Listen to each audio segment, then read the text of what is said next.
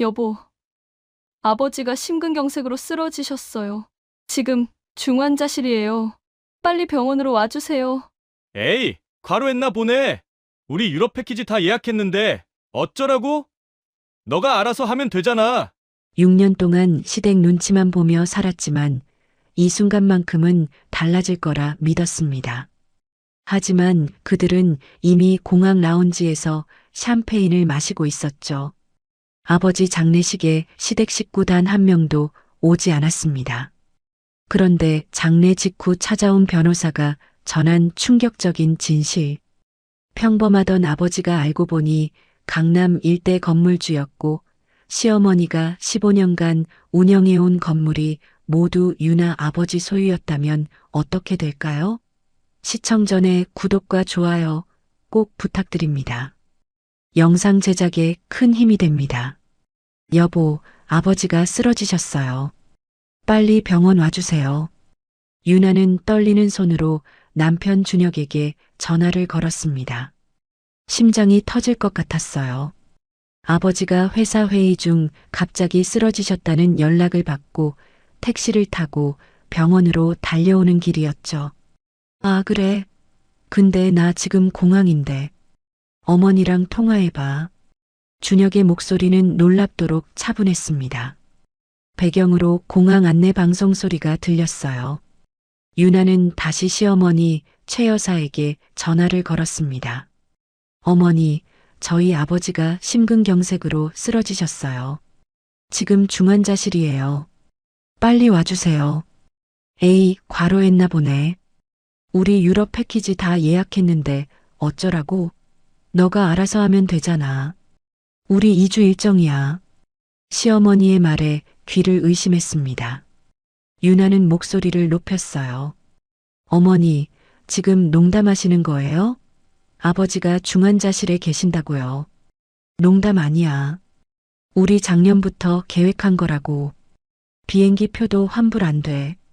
네가 병원비 내. 그럼 잘 다녀올게. 전화가 끊겼습니다. 유나는 멍하니 핸드폰을 내려다봤어요. 택시기사가 백미러로 유나를 보며 걱정스럽게 물었죠. 손님 괜찮으세요? 네, 괜찮아요. 병원에 도착했습니다. 중환자실 앞 복도는 차가웠어요. 의사가 나왔습니다. 보호자분이십니까? 환자분이 급성 심근경색으로 쓰러지셨는데요. 지금 응급시술 중입니다. 상태가 좋지 않아서 가족분들 빨리 오셔야 할 것 같습니다. 가족이요? 유나는 쓴웃음을 지었습니다. 어머니는 10년 전에 돌아가셨고 오빠는 5년 전 교통사고로 세상을 떠났죠. 아버지와 유나 단둘이었어요. 남편과 시댁이 전부였는데 그들은 지금 공항 라운지에 있었습니다. 네, 제가 있어요. 제가 있습니다. 중환자실 유리창 너머로 아버지가 보였습니다. 온몸에 튜브가 연결되어 있었어요. 인공호흡기 소리만 차갑게 울렸죠. 유나는 유리창에 손을 댔습니다. 아빠, 괜찮을 거예요. 꼭 괜찮을 거예요. 하지만 믿음이 가지 않았어요. 의사 선생님 표정이 너무 어두웠으니까요. 유나는 복도 벤치에 앉아 다시 준혁에게 전화를 걸었습니다. 여보, 의사 선생님이 가족들 빨리 오라고 하셔. 제발 와줘. 나 혼자는 무서워. 유나야, 나도 가고 싶지. 근데 어머니가 안 된대. 이미 출국 수속 다 받았어. 비행기도 곧 출발이고. 미안해. 미안하다는 말이 이렇게 가볍게 느껴진 적이 없었습니다. 그럼 혼자라도 와줘. 어머니는 여행 가셔도 되니까 당신만이라도. 유나야, 그게 어떻게 돼? 어머니 혼자 유럽 보내? 내가 없으면 짐도 못 들고.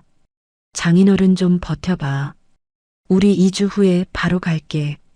준혁의 목소리에는 미안함보다 짜증이 묻어났습니다. 유나는 더 이상 말할 수 없었어요. 전화를 끊고 바닥을 내려다봤죠. 6년이었습니다. 결혼한 지 6년 동안 유나는 늘 뒷전이었어요. 명절 때도 그랬습니다. 아버지가 혼자 계시는데도 시댁에서 나가지 못했죠.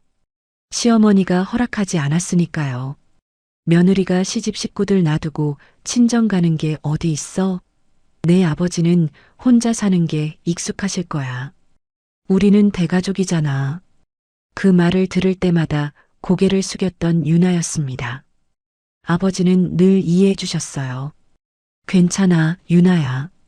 넌 시댁 식구들이랑 잘 지내. 아빠는 혼자서도 잘 지낼게. 회사 일도 바쁘고. 아버지는 중소기업을 운영하셨어요. 물류회사였죠. 직원이 10명 정도 되는 작은 회사였지만 아버지는 항상 성실하게 일하셨습니다. 유나가 어렸을 때 어머니가 돌아가신 후로는 유나 혼자 키우셨어요. 대학 등록금도 결혼 자금도 모두 아버지가 마련해 주셨죠. 밤이 깊어졌습니다. 중환자실 불빛만 환하게 켜져 있었어요. 유나는 의자에서 졸다 깨기를 반복했죠. 새벽 3시쯤 간호사가 나왔습니다. 보호자분, 환자분 상태가 악화됐어요. 들어가 보세요. 유나는 벌떡 일어났습니다. 중환자실로 뛰어들어갔어요. 아버지 옆에 섰죠. 아버지는 눈을 감고 계셨습니다. 인공호흡기 소리만 규칙적으로 울렸어요. 아빠, 저예요. 유나예요. 눈 떠주세요. 아버지의 손을 잡았습니다. 차가웠어요. 의사가 들어왔습니다. 혈압이 계속 떨어지고 있습니다. 각오하셔야 할 것 같습니다. 각오라는 말이 귀에 맴돌았어요. 유나는 아버지 손을 더욱 꽉 잡았습니다. 아빠, 안 돼요. 절 두고 가시면 안 돼요. 하지만 기계 소리가 점점 느려졌습니다. 의사와 간호사들이 급히 움직였어요. 유나는 밖으로 나가라는 말에 복도로 나왔죠. 10분쯤 지났을까요? 의사가 나왔습니다. 보호자분, 죄송합니다. 최선을 다했지만 유나는 그 자리에 주저앉았습니다. 아버지가 가셨어요. 혼자 가신 거예요. 딸 하나만 지켜보는 가운데 말이죠. 유나는 소리내어 울었습니다. 장례식장을 알아봤어요. 아버지 회사 근처에 있는 조용한 곳으로 정했죠. 그리고 다시 준혁에게 전화를 걸었습니다. 떨리는 손으로 번호를 눌렀어요. 여보, 아빠 돌아가셨어. 장례식은 3일장으로 할 거야. 꼭 와줘야 해. 뭐? 장인어른이? 잠깐만, 어머니한테 물어볼게. 준혁의 목소리 너머로 시어머니 목소리가 들렸습니다. 뭐? 장인어른이 돌아가셨다고? 어머, 큰일이네. 근데 우리 내일 모레 귀국인데. 그때 가면 장례식 거의 끝나는 거 아니야? 유나는 핸드폰을 움켜잡았어요. 그럼 일정 앞당겨서 와줘. 나 혼자 장례식 치를 수 없어. 유나야, 그게 쉽게 되는 게 아니잖아. 비행기 표도 날리고 호텔비도 날리고 우리도 돈이 아까워. 준혁의 말에 가슴이 무너졌습니다. 돈이 중요해? 지금 내 아버지 장례식인데? 미안해. 근데 정말 어쩔 수 없어. 어머니가 절대 안 된대. 우리 돌아가면 바로 갈게. 3일장이면 마지막 날은 볼 수 있잖아. 전화가 끊겼습니다. 유나는 핸드폰을 내려놓고 천장을 올려다봤어요. 형광등 불빛이 눈부셨습니다. 장례식장 빈소는 조용했습니다. 아버지 영정 사진이 놓여 있었어요. 환하게 웃고 계신 모습이었죠. 작년에 찍은 사진이었습니다. 유나는 영정 앞에 앉아 있었어요. 조문객들이 하나 둘 들어오기 시작했습니다. 아버지 회사 직원들이 먼저 왔어요. 유나 씨, 정말 큰일 났네요. 회장님이 그렇게 갑자기 가시다니. 네, 감사합니다. 고개를 숙여 인사했죠. 직원들은 차례로 분향하고 나갔습니다. 다음으로 아버지 사업 파트너들이 왔어요. 강 회장님 정말 좋은 분이셨는데. 따님 혼자 계시네요. 사위분은 어디 계세요? 유나는 입술을 깨물었습니다. 해외 출장 중이에요. 곧 올 거예요. 거짓말이었습니다. 하지만 진실을 말할 수 없었어요. 사람들은 고개를 끄덕이며 나갔죠. 오후가 되자 아버지 대학 동창들이 왔습니다. 유나야, 내 아버지 참 훌륭한 사람이었어. 근데 사위는 어디 있어? 장인 장례식에 사위가 없다니. 한 분이 큰 소리로 물었어요. 주변 사람들이 모두 유나를 쳐다봤습니다. 유나는 얼굴이 화끈거렸어요. 급한 일이 생겨서요. 최대한 빨리 오려고 하고 있어요. 급한 일? 장인 장례식보다 급한 일이 어디 있어? 그분이 혀를 찼습니다. 다른 분들도 수군거렸어요. 요즘 젊은이들 참 이해가 안 돼. 장인어른 돌아가셨는데 출장이 뭐가 중요해? 시댁 어른들은 오셨어요? 아니요, 다들 바쁘셔서요. 유나의 목소리가 점점 작아졌습니다. 사람들의 시선이 따가웠어요. 동창 한 분이 한숨을 쉬었죠. 유나야, 힘내.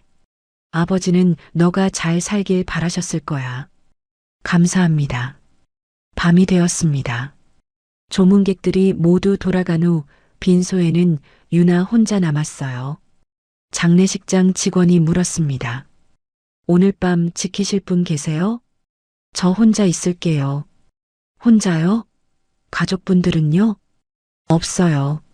직원은 안타까운 표정을 지으며 나갔습니다. 유나는 아버지 영정 앞에 앉았어요. 향 냄새가 코를 찔렀죠. 아빠, 미안해요. 제가 더 자주 올 걸 그랬어요. 눈물이 흘렀습니다. 6년 동안 명절에도 아버지 생신에도 제대로 오지 못했어요. 시댁 눈치를 보느라 말이죠. 아버지는 늘 괜찮다고 하셨습니다. 회사 일도 바쁘고 해서 혼자 있는 게 편해. 유나야, 넌 시댁 식구들한테 잘해야 해. 결혼 생활이 제일 중요한 거야. 아버지는 늘 유나 걱정만 하셨어요. 그런 아버지가 혼자 이 세상을 떠나셨습니다. 유나는 영정 사진을 바라봤어요. 아버지는 환하게 웃고 계셨죠. 둘째 날이 밝았습니다. 다시 조문객들이 왔어요. 이번엔 아버지 회사 거래처 사람들이었죠. 강 회장님 정말 성실하신 분이셨는데. 따님, 이제 회사는 어떻게 하실 거예요? 아직 생각을 못했어요. 부회장님이 계시니까 괜찮을 거예요. 그분이 실무는 다 아시니까. 아버지 회사 부회장 박경태 씨가 들어왔습니다. 유나 씨, 정말 큰일 났습니다. 회장님을 이렇게 보내다니. 네, 부회장님. 감사합니다. 회사 일은 제가 잘 처리하고 있으니 걱정 마세요. 일단 장례 잘 치르세요. 박 부회장은 진지한 표정으로 말했어요. 유나는 고개를 끄덕였죠. 오후가 되자 또 다른 동창들이 왔습니다. 유나야, 내 아버지가 얼마나 너 자랑하셨는지 아니? 딸이 서울대 나와서 대기업 다닌다고. 유나는 대학 졸업 후 대기업에 다니다가 결혼과 함께 퇴사했어요. 지금은 집에서 살림만 하고 있었죠. 네, 감사합니다. 근데 남편은 아직도 안 왔어? 이틀째인데? 그 말에 유나는 고개를 들 수가 없었습니다. 오늘 밤에 올 거예요. 또 거짓말이었어요. 준혁에게 아침에 문자를 보냈지만 답장이 없었습니다. 시어머니에게도 전화했지만 받지 않았어요. 저녁이 되었습니다. 빈소에 앉아 있는데 핸드폰이 울렸어요. 준혁이었습니다. 여보, 지금 어디야? 유나야, 우리 지금 로마야. 바티칸 갔다 왔어. 정말 멋있더라. 유나는 핸드폰을 꽉 쥐었습니다. 나 지금 아빠 빈소에 있어. 혼자? 미안해. 우리 내일 모레 비행기 타? 그럼 모레 저녁에 한국 도착이니까 마지막 날은 볼 수 있을 거야. 마지막 날이요? 발이 나는 날 오겠다는 거예요? 어쩔 수 없잖아. 비행기 표가 그렇게 끊겼는데. 조금만 참아. 전화가 끊겼습니다. 유나는 핸드폰을 내려놓고 한참을 멍하니 앉아 있었어요. 셋째 날 아침이 밝았습니다. 발인 날이었어요. 유나는 밤새 한숨도 자지 못했습니다. 조문객들이 아침 일찍부터 왔어요. 마지막 인사를 하러 온 분들이었죠. 장례 절차가 시작됐습니다. 영구차가 준비됐어요. 상주인 유나가 영정을 들고 앞에서 걸었죠. 뒤에는 아버지 회사 직원들이 따랐습니다. 준혁과 시댁 식구들은 끝내 오지 않았어요. 화장장으로 향했습니다.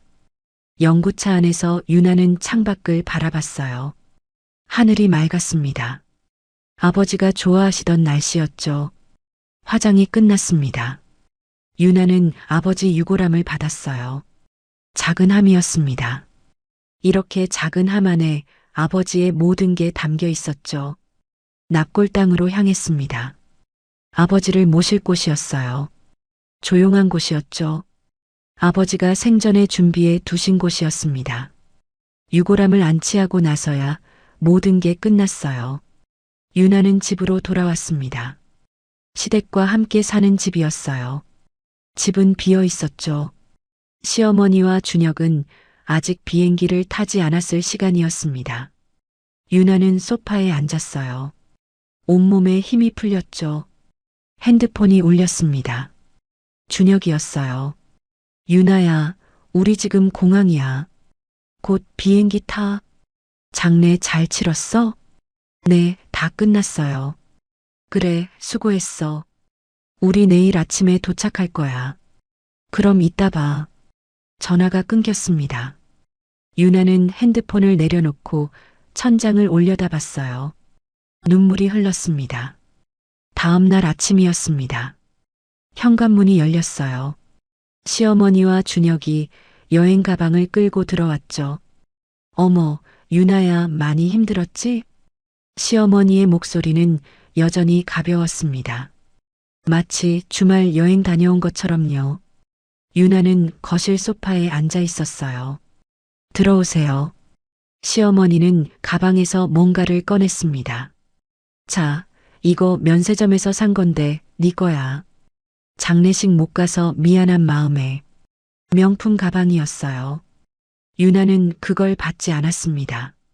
어머니, 제 아버지 장례식이었어요. 알지, 알아. 그러니까 이렇게 선물도 사왔잖아. 선물이요? 유나의 목소리가 떨렸습니다. 제 아버지가 돌아가셨는데 어머니는 유럽 여행을 가셨어요. 장례식에도 안 오셨고요. 그런데 지금 면세점 선물로 때우시려고요? 시어머니의 얼굴이 굳었어요. 뭐, 지금 나한테 대드는 거야? 대드는 게 아니에요. 전 이해가 안 돼서 물어보는 거예요. 어떻게 그러실 수 있었어요? 준혁이 유나의 팔을 잡았습니다. 유나야, 말 조심해. 어머니한테 어떻게 그렇게 말을 해? 유나는 그 손을 뿌리쳤어요. 조심할 말이 뭐가 있어요? 내가 6년 동안 얼마나 참았는데 그동안 쌓였던 감정이 터져 나왔습니다. 명절 때마다 친정 못 가게 하셨죠? 아빠가 혼자 명절 보내는 동안 전 시댁에서 설거지만 했어요. 아빠 생신에도 제 생일에도 못 갔어요. 어머니가 허락 안 하셨으니까요. 시어머니가 벌떡 일어났습니다. 그래, 내가 그랬어. 며느리가 시댁 식구들 놔두고 친정 가는 게 말이 돼? 그럼 친정 아버지가 죽어가는데도 안 가는 게 말이 돼요? 여보, 준혁이 소리를 질렀어요. 어머니한테 어떻게 그렇게 말을 해? 사과해. 내가 왜 사과해요? 잘못한 게 뭐예요? 지금 어른한테 소리를 지르잖아. 그럼 어머니는요? 유나의 목소리도 커졌습니다. 제 아버지가 중환자실에 있을 때 뭐라고 하셨어요? 과로했나 보다고 알아서 하라고 하셨잖아요. 시어머니의 얼굴이 붉어졌어요. 내가 언제 그랬어? 난 네가 알아서 하라고 했지. 그게 다르지 않아요. 유나는 눈물을 흘렸습니다. 아빠는 결국 돌아가셨어요. 그리고 전 혼자 장례식을 치렀어요. 혼자 조문객들 맞이하고 혼자 밤을 새웠어요. 목이 메었죠. 사람들이 뭐라고 했는지 아세요? 사위가 어디 갔냐고. 시댁 식구들은 왜 안 오냐고 물었어요. 전 고개도 못 들었어요. 너무 창피했어요. 눈물이 쏟아졌습니다. 6년 동안 참았어요. 시어머니가 제 요리에 트집 잡을 때도, 제 옷차림 지적하실 때도, 제 친구 만나지 말라고 하실 때도 다 참았어요. 좋은 며느리가 되려고 노력했어요. 시어머니가 비웃듯 말했습니다. 노력? 그게 노력이야? 넌 늘 표정이 어두웠어. 시댁 식구들한테 웃는 것도 힘들어 보이더라. 당연하죠. 전 행복하지 않았으니까요. 거실이 조용해졌습니다. 준혁이 멍하니 유나를 바라봤어요. 유나야, 그게 무슨 소리야? 사실이에요. 전 이 결혼 생활에서 단 한 번도 행복했던 적이 없어요. 준혁의 얼굴이 일그러졌어요. 그럼 나한테 왜 말 안 했어? 말했잖아요. 여러 번 말했어요. 어머니가 너무 심하시다고, 좀 말려달라고. 그때마다 뭐라고 했어요? 유나는 준혁을 똑바로 쳐다봤습니다. 어머니 성격이 원래 그렇다고 이해하라고 했잖아요. 제가 참으면 된다고 했잖아요. 준혁은 아무 말도 하지 못했어요. 시어머니가 다시 입을 열었죠. 좋아. 내가 그렇게 불만이 많았으면 진작 말하지 그랬어? 우리가 뭐 붙잡아둔 것도 아닌데. 지금 뭐라고 하신 거예요? 나가고 싶으면 나가라는 거지. 우리 준혁이 여자 많아. 유나는 온몸에 소름이 돋았습니다. 6년 동안 자신을 묶어둔 건 사랑이 아니었어요. 그저 편리한 며느리가 필요했던 거였죠. 좋아요. 이혼할게요. 준혁이 화들짝 놀랐습니다. 뭐, 유나야, 지금 정신이 있는 거야? 네. 이제야 정신 차렸어요. 장인어른 돌아가셔서 힘든 거 알아. 근데 그렇다고 이혼은. 힘든 건 어제 오늘 일이 아니에요. 전 6년 동안 힘들었어요. 그리고 이번에 확실히 알았어요. 당신들한테 전 가족이 아니라 그냥 일꾼일 뿐이구나. 시어머니가 코웃음을 쳤습니다. 좋아. 내 마음대로 해봐. 근데 위자료 같은 건 기대하지 마. 네가 먼저 이혼하자고 한 거니까. 상관없어요. 전 그냥 자유롭고 싶어요. 유나는 안방으로 들어갔습니다. 서랍에서 결혼 반지를 꺼냈어요. 그리고 거실로 나가 탁자 위에 놓았죠. 일주일 안에 서류 보낼게요. 협조해 주세요. 시어머니와 준혁은 말없이 서 있었습니다. 유나는 가방을 챙겨 집을 나왔어요. 일주일이 지났습니다. 유나는 아버지 집에 머물고 있었어요. 이혼 서류가 도착했습니다.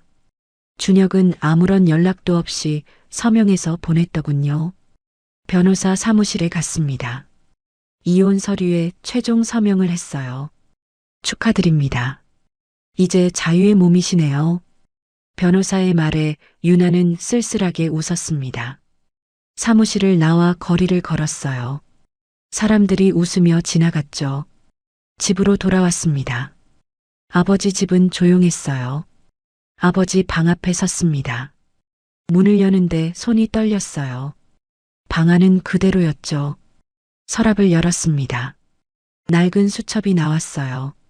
펼쳐보니 아버지 글씨가 빼곡했습니다. 유나 대학 등록금 500만 원, 유나 결혼 자금 3천만 원, 유나 명절 용돈 50만 원.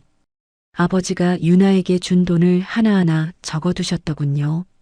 마지막 장에 이렇게 적혀 있었습니다. 우리 딸 고생 많다. 시댁에서 힘들 텐데 늘 웃는 모습 보여줘서 고마워. 아빠는 내가 행복하면 그걸로 충분해. 수첩을 쥔 손이 떨렸습니다. 유나는 그대로 바닥에 앉아 울었어요. 아빠 미안해요. 효도 한번 제대로 못 해드렸어요. 다음 날 오후였습니다. 초인종이 울렸어요. 문을 열자 중년 남자가 서 있었습니다. 깔끔한 정장 차림이었죠. 강유나 씨 맞으시죠? 네, 그런데요. 저는 법무법인 정도에서 나온 변호사 정태민입니다. 돌아가신 강석훈 회장님의 유언 집행을 맡았습니다. 심장이 철렁했어요. 아버지 유언이요? 네. 들어가서 말씀드려도 될까요? 거실로 안내했습니다. 정 변호사는 가방에서 서류 봉투를 꺼냈어요. 먼저 이걸 읽어보시겠습니까? 편지였습니다. 아버지 필체였어요. 손이 떨렸죠. 봉투를 뜯었습니다. 유나야, 아빠야. 이 편지를 읽고 있다면 아빠는 이미 곁에 없겠구나. 미안해. 아무 말도 안 하고 떠나서 눈물이 흘렀습니다. 하지만 아빠한테는 비밀이 있었어. 내가 어렸을 때부터 준비해 온 거야. 아빠가 운영하던 물류회사 기억하지? 그게 전부가 아니었어. 아빠는 20년 전부터 부동산에 투자했단다. 강남 일대 상업용 건물 5동. 모두 네 거야. 가슴이 쿵쾅거렸어요. 그리고 물류회사 지분 65%도 내 거야. 시댁 눈치 보느라 힘들었지? 아빠가 다 알아. 그래서 더 비밀로 했어. 만약 시댁이 알았다면 너한테서 빼앗으려 했을 거야. 손이 떨려서 편지를 제대로 잡을 수가 없었어요. 이제 이 모든 게 네 거야. 회사도 건물도 전부. 당당하게 살아. 더 이상 눈치 보지 말고. 아빠가 평생 모은 건 너의 행복을 위한 거였어. 사랑한다, 우리 딸. 편지를 다 읽고 나니 숨이 막혔습니다. 정 변호사가 조용히 말했어요. 유언장을 보시겠습니까? 정 변호사가 서류를 펼쳤습니다.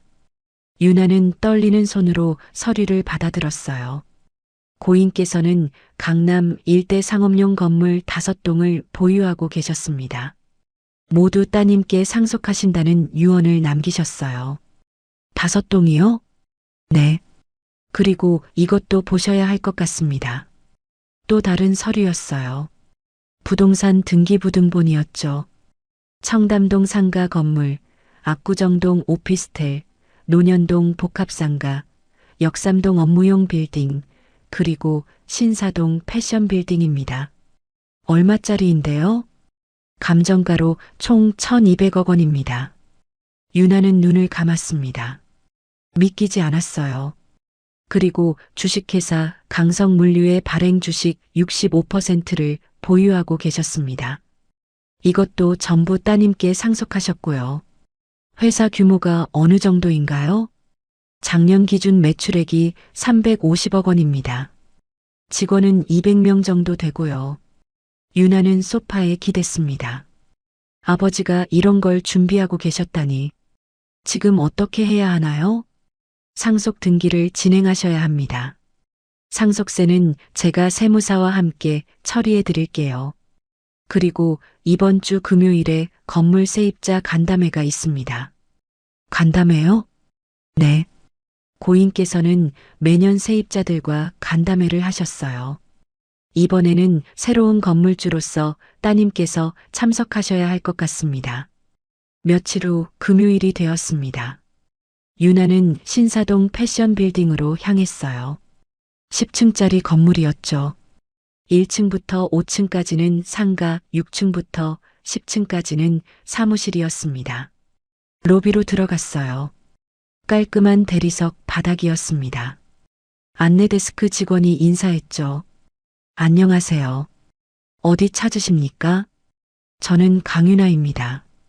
오늘 세입자 간담회 참석하러 왔어요. 직원의 표정이 바뀌었습니다. 아, 신임 회장님이시군요. 10층 회의실로 안내해 드리겠습니다. 엘리베이터를 탔어요. 10층에 도착하자 회의실 문이 보였습니다.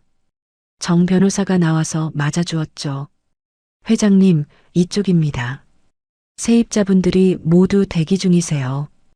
회의실 문을 열었습니다. 안에는 30명 정도의 세입자들이 앉아 있었어요. 유나가 들어가자 모두 일어났습니다. 단상으로 올라갔어요. 마이크를 잡았습니다. 안녕하십니까? 유나 홀딩스 회장 강윤아입니다. 박수 소리가 났습니다. 유나는 천천히 세입자들을 둘러봤어요. 그때 앞줄에 앉은 사람이 눈에 들어왔습니다. 시어머니 최 여사였어요. 심장이 쿵했습니다. 시어머니도 유나를 봤어요. 얼굴이 하얗게 변했죠. 옆에는 준혁도 앉아 있었습니다. 오늘은 건물주로서 여러분을 만나러 왔습니다. 제 아버지께서 이 건물을 20년간 운영해 오셨는데 이제 제가 그 뜻을 이어가려고 합니다. 시어머니의 입이 벌어졌어요. 여러분께서 편안하게 사업하실 수 있도록 최선을 다하겠습니다. 궁금하신 점 있으시면 말씀해 주세요. 한 세입자가 손을 들었습니다. 회장님, 임대료 인상 계획이 있으신가요? 당분간은 동결하겠습니다. 다만 계약 조건은 재검토할 예정입니다. 시어머니가 얼굴이 굳어가는 게 보였어요. 특히 장기 세입자분들의 계약 조건을 확인 중입니다. 일부 특혜성 계약이 있었던 것으로 파악됩니다. 간담회가 끝났습니다. 세입자들이 하나 둘 나갔어요. 시어머니와 준혁만 자리에 남아 있었죠. 유나는 단상에서 내려왔습니다. 시어머니가 다가왔어요. 유나야, 이게 대체 무슨 일이야? 보시는 그대로예요. 제가 이 건물 주인이에요. 내가 건물주라고?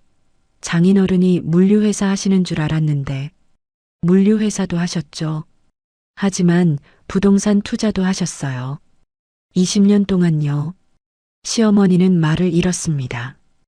유나는 서류를 꺼냈어요. 어머니, 이거 보세요. 2층 부티크, 3층 부티크, 5층 부티크. 모두 어머니 가게죠? 시어머니가 고개를 끄덕였습니다. 15년 동안 여기서 장사하셨네요. 그런데 임대료를 보니까 이상한 게 있어요. 뭐가 이상한데? 시세의 50%밖에 안 내셨더라고요.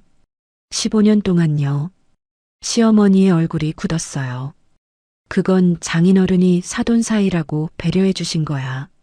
맞아요. 아버지께서 배려해 주셨죠. 제가 시댁 며느리였을 때요. 그럼 지금은? 지금은 남이잖아요. 이혼했으니까요. 준혁이 나섰습니다. 유나야, 그래도 6년을 가족으로 살았잖아. 이렇게까지 할 거야? 6년을 가족으로 살았다고요? 유나는 준혁을 쳐다봤습니다. 제 아버지 장례식에 온 적 있어요? 준혁은 대답하지 못했어요. 유럽 여행 가셨잖아요. 그게 가족이에요? 그건 유나는 시어머니를 봤습니다. 어머니, 계약서 확인해 보니까 특약사항이 있더라고요. 가족관계 유지 조건부 할인이라고요. 시어머니의 눈이 커졌어요. 이혼으로 그 조건이 소멸됐어요. 그래서 정상 임대료로 조정하려고 합니다. 잠깐만, 그럼 우리 임대료가 2배로 오른다는 거야? 네. 그리고 15년치 차액도 청구할 겁니다. 뭐? 시어머니가 소리쳤어요. 계약서에 명시되어 있어요. 조건 위반 시 소급 적용한다고요. 그게 얼마인데? 정 변호사가 나섰습니다. 계산해 보니 약 30억 원입니다. 시어머니는 그 자리에서 주저앉을 뻔했어요. 일주일이 지났습니다. 유나는 회장실에 앉아 있었어요. 넓은 사무실이었죠. 창밖으로 서울 시내가 보였습니다. 정 변호사가 급히 들어왔어요. 회장님, 문제가 생겼습니다. 무슨 일이에요? 최 여사가 다른 세입자들을 선동하고 있습니다. 신임 회장이 일방적으로 임대료를 올린다고요. 서류를 받아들었습니다. 세입자 20명이 연명으로 민원을 넣었더군요. 건물주 갑질이라는 제목이었어요. 내용을 읽는데 화가 났습니다. 이분들 계약서 확인했나요? 대부분 정상 임대료를 내고 계십니다. 최 여사만 특별 할인을 받았고요. 그럼 왜 민원을 내는 거죠? 최 여사가 거짓말을 한 것 같습니다. 모든 세입자 임대료를 올린다고 말한 것 같아요. 유나는 한숨을 쉬었습니다. 긴급 세입자 회의를 소집해 주세요. 내일 당장요. 다음 날 오후였습니다. 회의실에 세입자들이 모였어요. 불안한 표정들이었죠. 유나는 단상에 섰습니다. 오늘 이렇게 급히 모신 이유는 오해를 풀기 위해서입니다. 일부에서 임대료를 일방적으로 올린다는 소문이 있는데 사실이 아닙니다. 한 세입자가 손을 들었어요. 그럼 최 여사 임대료 인상은 뭡니까? 그건 특별한 경우입니다. 스크린을 켰어요. 계약서가 나타났습니다. 이 계약서를 보시면 가족관계 유지 조건부 할인이라는 특약이 있습니다. 제가 최 씨 가족과 이혼하면서 이 조건이 소멸됐어요. 세입자들이 웅성거렸습니다. 다른 분들 계약은 정상적으로 체결된 것이고 임대료 동결을 약속드립니다. 최 여사가 일어났어요. 그래도 15년치 차액을 청구하는 건 너무하지 않습니까? 계약서에 명시된 사항입니다. 유나는 차분하게 말했습니다. 그리고 최 여사께서 다른 세입자분들께 거짓 정보를 퍼뜨린 것도 확인했습니다. 회의실이 조용해졌어요. 만약 이런 행위가 계속되면 임대차 계약 해지 조항을 발동하겠습니다. 최 여사의 얼굴이 하얗게 변했습니다. 회의가 끝나고 세입자들이 하나 둘 나갔어요. 몇몇이 유나에게 다가왔죠. 회장님, 오해했습니다. 앞으로 잘 부탁드립니다. 감사합니다. 하지만 위기는 끝나지 않았어요. 그날 저녁 뉴스에서 보도가 나왔습니다. 강남 건물주 며느리 내쫓기 논란. 이혼 후 시어머니 가게에 30억 청구. 기자들이 건물 앞에 몰려들었습니다. 다음 날 아침 출근하는데 기자들이 유나를 둘러쌌어요. 회장님, 시어머니한테 30억 청구하신 게 사실입니까? 이혼 보복 아니냐는 지적이 있는데요. 유나는 아무 대답도 하지 않고 건물 안으로 들어갔습니다. 회장실로 올라가자 정 변호사가 기다리고 있었어요. 회장님, 언론 대응을 해야 할 것 같습니다. 어떻게 해야 하죠? 사실관계를 명확히 밝히는 게 좋겠습니다. 계약서 내용을 공개하고요. 하지만 그날 오후 더 큰 문제가 터졌습니다. 유나의 회사 주가가 10% 급락했어요. 물류회사는 상장사였거든요. 투자자들이 불안해하고 있습니다. 회장님, 이미지가 나빠지면서요. 김태호 비서실장이 보고했습니다. 중년의 남성으로 아버지 때부터 20년간 일한 사람이었어요. 김 실장님, 어떻게 해야 할까요? 회장님, 고 회장님께서 이런 날을 대비해 모든 걸 준비해 두셨습니다. 무슨 말씀이세요? 김 실장은 서류를 꺼냈습니다. 고 회장님께서는 주요 기업 총수들과 깊은 관계를 맺고 계셨습니다. 제가 그분들께 연락드리겠습니다. 다음 날 놀라운 일이 벌어졌어요. 국내 10대 기업 중 3곳의 회장들이 동시에 성명을 발표했습니다. 강석훈 회장은 우리 업계에 존경받는 선배였습니다. 따님 강유나 회장을 전폭 지지합니다. 또 다른 회장은 이렇게 말했죠. 법적 절차에 따른 정당한 권리 행사를 비난해서는 안 됩니다. 강유나 회장의 경영 능력을 믿습니다. 언론 분위기가 완전히 바뀌었습니다. 며느리 내쫓기가 아니라 정당한 계약 이행이라는 기사들이 쏟아졌어요. 유나는 김 실장을 봤습니다. 김 실장님, 아버지께서 정말 이런 걸 준비하셨어요? 네. 고 회장님께서는 회장님이 어려움을 겪을 걸 예상하셨습니다. 그래서 든든한 후원자들을 만들어 두셨죠. 유나는 눈물이 났습니다. 아버지는 세상을 떠나서도 자신을 지켜주고 계셨어요. 주가도 회복되기 시작했습니다. 오히려 위기 이전보다 더 올랐어요. 투자자들이 유나의 단호한 경영 스타일을 긍정적으로 평가한 거죠. 한 달이 지났습니다. 유나는 회사 경영에 집중하고 있었어요. 건물 관리도 물류회사 운영도 점차 익숙해졌죠. 그런데 어느 날 오후였습니다. 정 변호사가 급히 찾아왔어요. 회장님, 중요한 정보를 입수했습니다. 무엇인가요? 최 여사 쪽에서 이상한 움직임이 포착됐습니다. 정 변호사는 노트북을 열었어요. 최 여사가 한 달 전부터 변호사를 선임했습니다. 상속재산소송 전문 변호사예요. 상속재산소송이요? 네. 그리고 더 놀라운 게 있습니다. 변호사 선임 날짜를 보세요. 화면에 날짜가 보였습니다. 유나는 숨이 멎었어요. 아버지 돌아가시기 한 달 전이었어요. 이게 무슨 뜻이죠?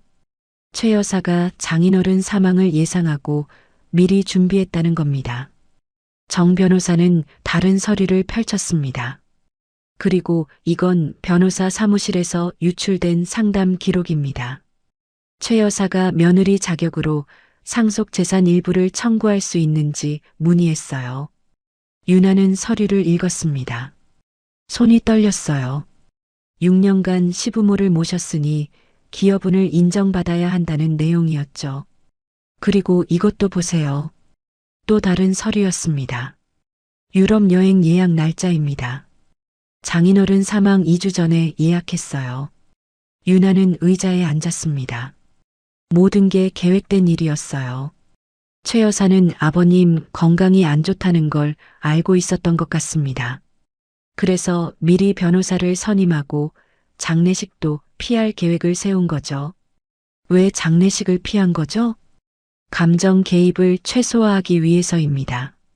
나중에 소송할 때 냉정하게 보이려고요. 유나는 주먹을 꽉 쥐었습니다. 증거가 확실한가요? 네.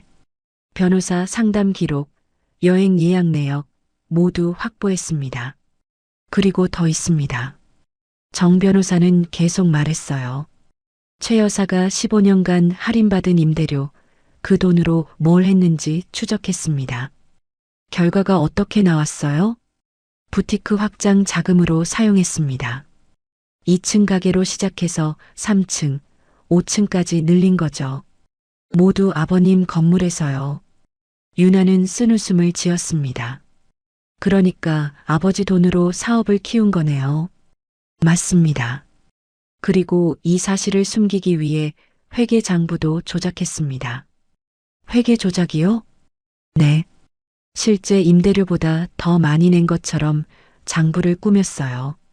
탈세를 피하려고요. 유나는 일어났습니다. 국세청에 제보하세요. 네, 알겠습니다. 그리고 형사 고소도 준비해 주세요. 사기, 배임, 탈세 모든 혐의로요. 일주일 후 국세청 조사가 시작됐습니다. 최 여사의 부티크 3곳 모두 세무조사를 받았어요. 그리고 검찰에서도 연락이 왔습니다. 강윤아 회장님이시죠? 최 여사 고소건으로 조사하려고 합니다. 진술서 작성해 주셔야겠습니다. 유나는 검찰청에 갔습니다. 조사실에서 모든 걸 진술했어요.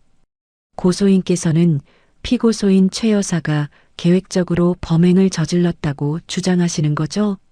네. 증거가 다 있습니다. 검사는 서류를 검토했습니다. 변호사 상담 기록, 여행 예약 내역, 회계 장부 조작 증거. 충분히 기소할 수 있겠네요. 한 달 후 기소장이 접수됐습니다.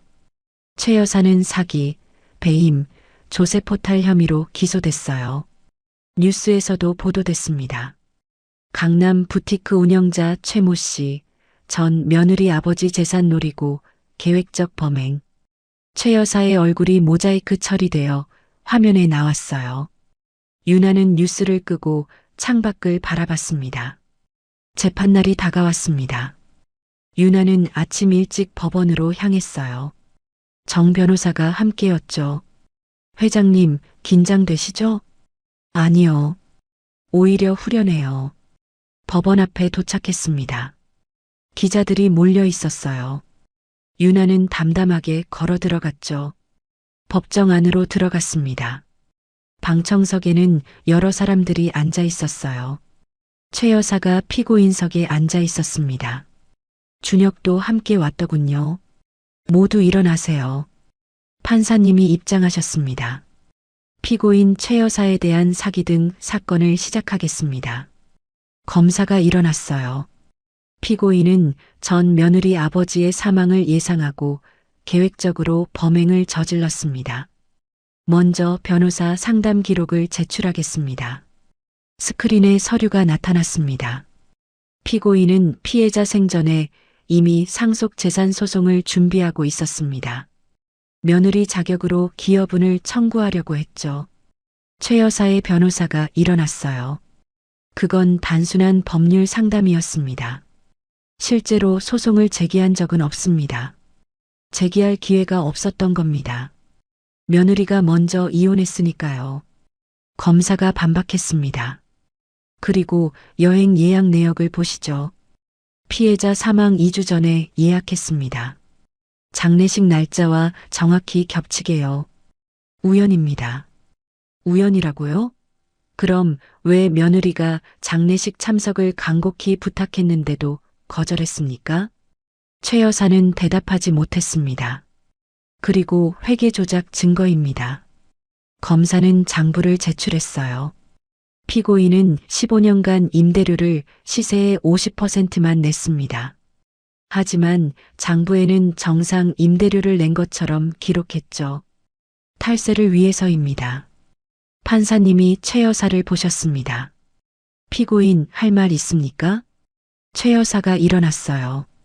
저는 그냥 절약한 돈으로 사업을 키운 것뿐입니다. 잘못이 뭡니까? 절약이 아니라 특혜입니다. 유나가 일어났습니다. 제 아버지께서 가족이라는 이유로 배려해 주신 겁니다.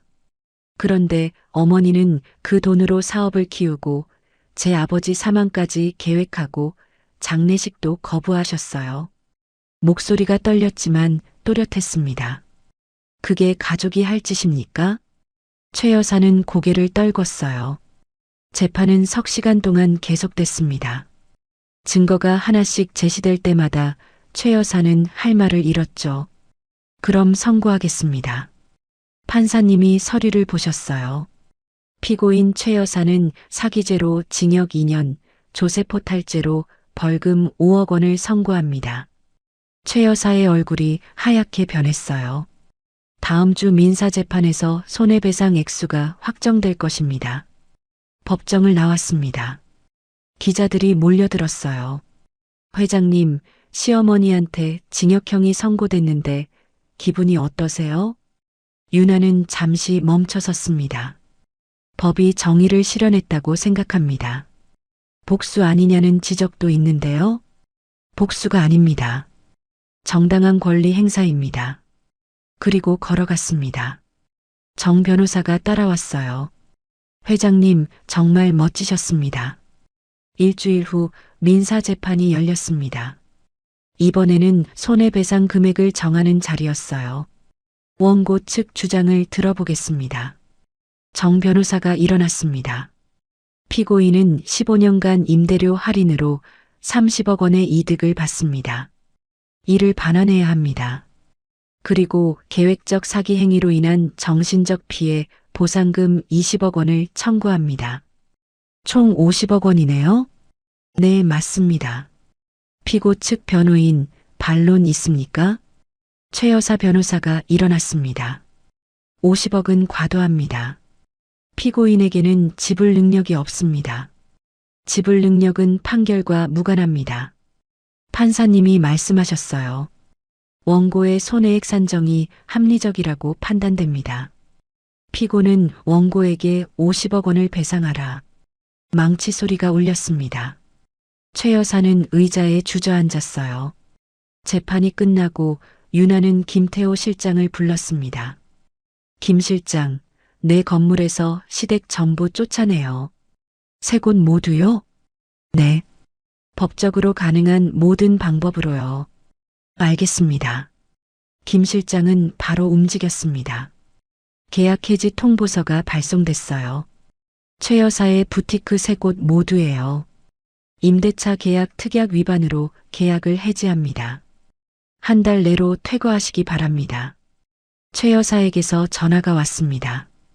유나는 받지 않았어요. 문자가 왔죠. 유나야, 제발 한 번만 만나자. 부탁이야. 유나는 답장하지 않았습니다. 대신 김 실장에게 지시했어요. 강제 집행 준비해 주세요. 네, 회장님. 한 달이 지났습니다. 최 여사는 가게를 비우지 않았어요. 법원 집행관이 출동했습니다. 유나는 현장에 가지 않았습니다. 사무실에서 보고만 받았죠. 2층 부티크명도 완료했습니다. 3층도 완료했습니다. 5층도 완료됐습니다. 세 곳 모두 문을 닫았어요. 최 여사의 사업은 완전히 끝났습니다. 그리고 재산 압류도 진행됐습니다. 50억 원 배상금을 받기 위해서였죠. 최 여사 명의 아파트, 차량, 예금, 계좌 모두 압류됐습니다. 최 여사에게 아무것도 남지 않았어요. 2달이 지났습니다. 유나는 회장실에서 서류를 검토하고 있었어요. 회사는 안정적으로 운영되고 있었죠. 김 실장이 들어왔습니다. 회장님, 로비에 최 여사가 와 계십니다. 유나는 펜을 내려놓았어요. 뭐라고 하던가요? 회장님을 꼭 만나야 한다고 합니다. 무릎까지 꿇고 있어요. 내보내주세요. 하지만 계속 버티고 있습니다. 유나는 한숨을 쉬었습니다. 내려가 볼게요. 엘리베이터를 타고 1층으로 내려갔습니다. 로비에 최 여사가 앉아 있었어요. 완전히 다른 모습이었죠. 초라한 옷차림이었습니다. 머리는 하얗게 새었고 얼굴은 헬쑥해졌어요. 유나를 보자 최 여사가 일어났습니다. 유나야. 최 여사님. 유나는 차갑게 말했습니다. 업무 시간에 무슨 일로 오셨나요? 유나야, 도와줘.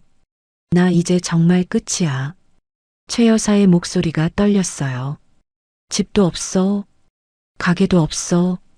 먹고 살 길이 막막해. 그러시겠죠.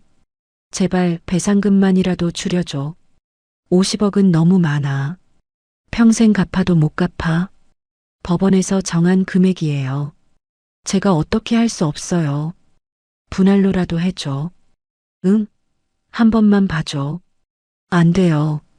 최 여사의 눈에서 눈물이 흘렀습니다. 유나야, 제발.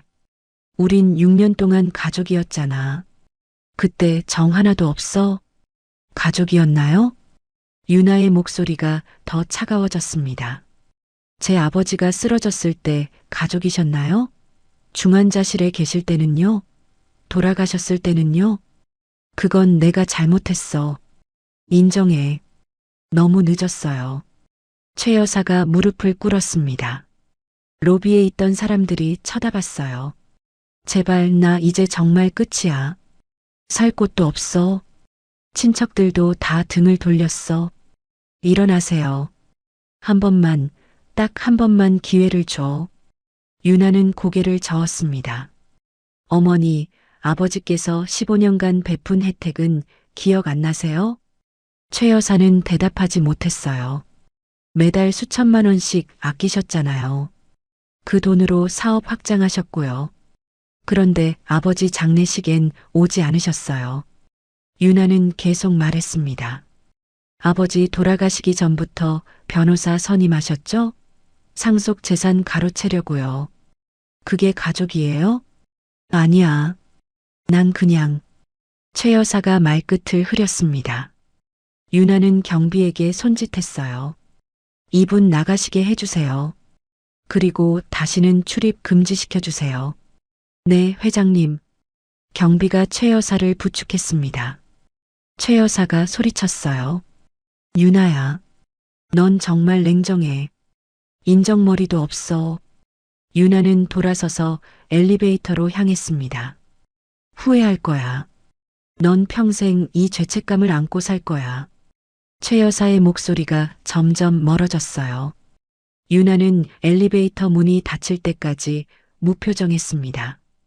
회장실로 돌아왔어요. 의자에 앉아 창밖을 바라봤습니다. 가슴 한구석이 아팠지만 후회는 없었어요. 김 실장이 조심스럽게 물었습니다. 회장님, 괜찮으세요? 네, 괜찮아요. 힘드셨을 텐데요. 아니요. 이제 정말 끝났어요. 다음 날 유나는 아버지 묘소를 찾아갔습니다. 납골당이었어요. 아버지 유골함 앞에 꽃을 놓았습니다. 아빠, 다 끝났어요. 조용히 말했습니다. 아버지를 괴롭힌 사람들한테 제대로 응징했어요. 이제 편히 쉬세요. 바람이 불었습니다. 창문으로 들어온 바람이 꽃을 흔들었어요. 앞으로 잘 살게요. 아버지가 만드신 회사 잘 키울게요. 직원들도 잘 챙기고 세입자들도 잘 도와줄게요. 사랑해요, 아빠. 그리고 감사해요. 모든 걸 준비해 주셔서요. 납골당을 나왔습니다. 하늘은 맑았어요. 햇살이 따뜻했죠. 차에 올라 핸드폰을 봤습니다. 김 실장에게서 문자가 와 있었어요. 회장님, 다음 주 이사회 준비 완료했습니다. 신규 사업 계획안도 검토 부탁드립니다. 유나는 미소를 지었습니다. 회사로 향했어요. 사무실에 도착해서 서류를 펼쳤습니다. 신규 사업 계획이었어요. 물류 사업 확장, 해외 진출, 새로운 건물 매입 계획이 담겨 있었죠. 김 실장이 들어왔습니다. 회장님, 이번 계획 어떻게 보십니까? 좋아요. 진행하죠. 정말요? 투자 규모가 큰데요. 아버지께서 기반을 다 만들어 두셨잖아요. 이제 제가 키워나갈 차례예요. 김 실장이 고개를 끄덕였습니다. 고 회장님께서 회장님을 보시면 정말 자랑스러워 하실 겁니다. 그날 저녁 유나는 사무실에 혼자 남았습니다. 서울 야경을 바라봤어요. 도시의 불빛이 반짝였죠. 창가에 서서 생각했습니다. 6년 전 결혼할 때 상상도 못했던 삶이었어요. 눈치 보는 며느리에서 수천억 원대 기업 회장이 됐으니까요. 아버지가 모든 걸 준비해 두셨던 거예요. 유나가 힘들 때를 대비해서요. 건물도 회사도 든든한 조력자들도 모두요. 그리고 가장 중요한 건 용기였습니다. 당당하게 살 수 있는 용기를 주셨어요. 핸드폰이 울렸습니다. 정 변호사였어요. 회장님, 최 여사 쪽에서 항소 포기했습니다. 배상금 분할 납부 신청했고요. 승인해 주세요. 대신 한 달이라도 연체하면 바로 강제 집행하겠다고 전해주세요. 알겠습니다. 전화를 끊고 다시 창밖을 바라봤습니다. 별이 빛나고 있었어요. 유나는 책상으로 돌아와 앉았습니다. 내일 일정을 확인했어요. 오전에 이사회, 오후에 세입자 간담회, 저녁에 거래처 미팅이 있었죠. 할 일이 많았습니다. 하지만 두렵지 않았어요. 오히려 설레었죠. 이제 진짜 시작이에요. 스스로에게 말했습니다. 더 이상 눈치 보지 않는 삶, 당당하게 살아가는 삶. 아버지가 원하신 삶이었어요. 컴퓨터를 켰습니다. 이메일을 확인하고 내일 회의 자료를 검토했어요. 밤이 깊어갔지만 유나는 계속 일했죠. 새벽 1시가 넘어서야 퇴근했습니다. 빌딩을 나서는데 경비가 인사했어요. 회장님, 수고하셨습니다. 네, 고생하세요. 차에 올라탔습니다. 시동을 걸고 집으로 향했어요. 이제는 유나 혼자만의 집이었죠. 아파트에 도착해서 현관문을 열었습니다. 고요했어요. 하지만 외롭지 않았습니다. 샤워를 하고 침대에 누웠어요. 천장을 올려다봤죠. 아빠, 잘 자요. 조용히 말하고 눈을 감았습니다. 평온했어요. 내일 아침이 기다려졌습니다. 새로운 하루, 새로운 도전, 새로운 가능성이 기다리고 있었으니까요. 유나는 미소를 지으며 잠에 들었습니다. 진짜 자신의 인생이 시작된 거였어요. 가족이라는 이름으로 정당화되는 무시와 차별, 그리고 며느리라는 이유로 당연하게 여겨지는 희생에 대한 질문입니다. 누군가의 부모 장례식을 건너뛰면서도 면세품으로 미안함을 대신할 수 있다고 생각하는 사회. 착하고 순종적인 며느리만을 요구하면서 그의 아픔은 외면하는 관계들. 혹시 우리도 가족이라는 이름 뒤에 숨어 상처 주는 말을 쉽게 내뱉진 않았나요? 진정한 관계는 일방적인 희생이 아니라 서로를 아끼는 마음에서 만들어집니다. 오늘 이 이야기가 우리 모두에게 작은 울림이 되길 바랍니다. 오늘 이야기가 좋으셨다면 구독과 좋아요, 알람 설정 잊지 마시고 소중한 댓글 하나가 큰 힘이 됩니다. 시청해 주셔서 진심으로 감사드립니다.